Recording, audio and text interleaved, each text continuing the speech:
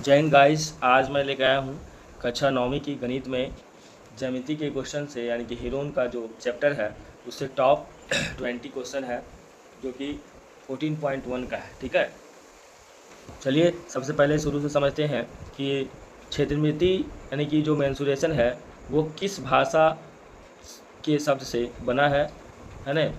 तो लैटिन का है कि यूनानी का है कि अरबी का है कि रोमन का है।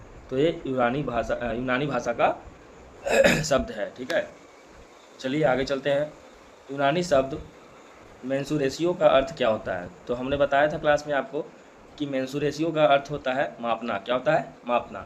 तो इसमें ऑप्शन नंबर ए मेरा क्या हो जाएगा? राइट हो जाएगा। ठीक है, सी नंबर बोलता है किसी समतल आकृति के क्षेत्रफल को मापने का मात्रक क्या होता है? तो समतल आकृति के क्षेत्रफल को मापने का जो मात्रक होता है वो हमेशा क्या होता है? वर्ग मीटर होगा या वर्ग सेंटीमीटर होगा। हमने बता दिया था, यानी कि सेंटीमीटर स्क्वायर हो सकता है या तो मीटर स्क्वायर हो सकता है, ऐसा हमने आपको बताया था क्लास में। क्वेश्चन नंबर 4 है त्रिभुज का क्षेत्रफल ज्ञात करने का मौलिक सूत्र क्या है? तो हम बताए थे दोस्तों कि जिसमें आधार ऊंचाई यानी कि शीर्षलंब दिया रहता है तो उस त्रिभुज का जो क्षेत्रफल होता है वो 1/2 इंटू आधार गुने ऊंचाई होती है। क्या होती है? 1/2 इंटू आधार गुने ऊंचाई होता है। ठीक है, चलिए नेक्स्ट क्वेश्चन आप जवाब दीजिए इसका। यदि त्रिभुज का क्षेत्रफल और आधार दिया हो तो ऊंचाई निकालने का सूत्र क्या होता है? तो जो अभी हमने आपको मौलिक सूत्र बताया था बस उसी में से पलटने पे बन जाएगा। ठीक है, तो बताइए कौन सा होगा, इसको जल्दी से बताइए। तो यहाँ पे हो जाएगा 2 इंटू क्षेत्रफल बटा आधार, सही हो जाएगा। ठीक है, आगे चलते हैं। समबाहु त्रिभुज का क्षेत्रफल का सूत्र क्या होता है? बहुत इंपॉर्टेंट है, ये आपकी कक्षा 9वीं की है लेकिन ये हम लोग का कंपटीशन के एग्ज़ाम में भी पूछता है। ठीक है, तो जल्दी से बताइए क्या होगा। हमने आपको याद करवाया था तो क्या होगा? √3/4 इंटू भुजा स्क्वायर। तो कौन सा ऑप्शन में ऐसा है? तो ऑप्शन नंबर हो जाएगा आपका सी। नेक्स्ट क्वेश्चन है समबाहु त्रिभुज की ऊंचाई का सूत्र क्या होता है?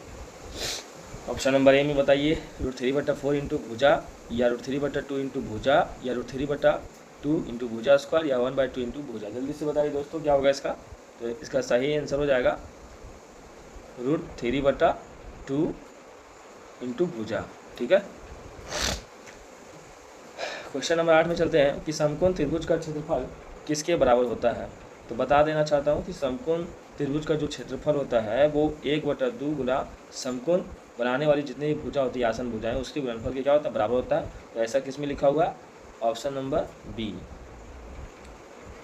नेक्स्ट क्वेश्चन समद्विबाहु त्रिभुज का क्षेत्रफल क्या होता है जहाँ ए बराबर भुजा और बी बराबर आधार होता है? तो हमने ऐसा क्वेश्चन आपको क्लास में करवाया था जो कि बी नंबर में सही है। ठीक है, 10 नंबर हीरोन का सूत्र मुख्य रूप से किस प्रकार के त्रिभुज का क्षेत्रफल निकालने के लिए उपयोग होती है? समकोण त्रिभुज या समबाहु त्रिभुज या विषम बाहु त्रिभुज या इनमें से कोई नहीं। तो हीरोन का सूत्र का जरूरत हमको पड़ता है विषम बाहु त्रिभुज के लिए पड़ता है। ठीक है, जिसमें सारी भुजाएं क्या होती है? अलग अलग दी हुई होती है।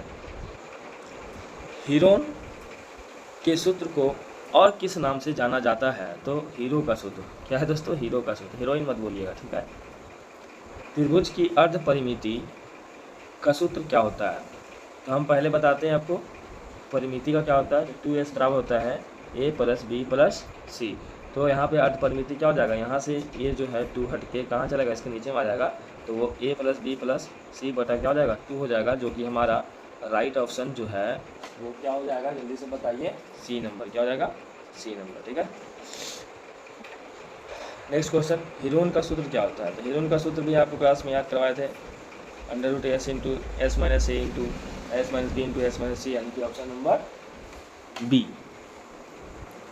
यदि त्रिभुज की भुजाएं ए बी सी हो तो त्रिभुज की परिमिति क्या होगी? अभी हम बताएं त्रिभुज की परिमिति क्या होता है? a + b + c।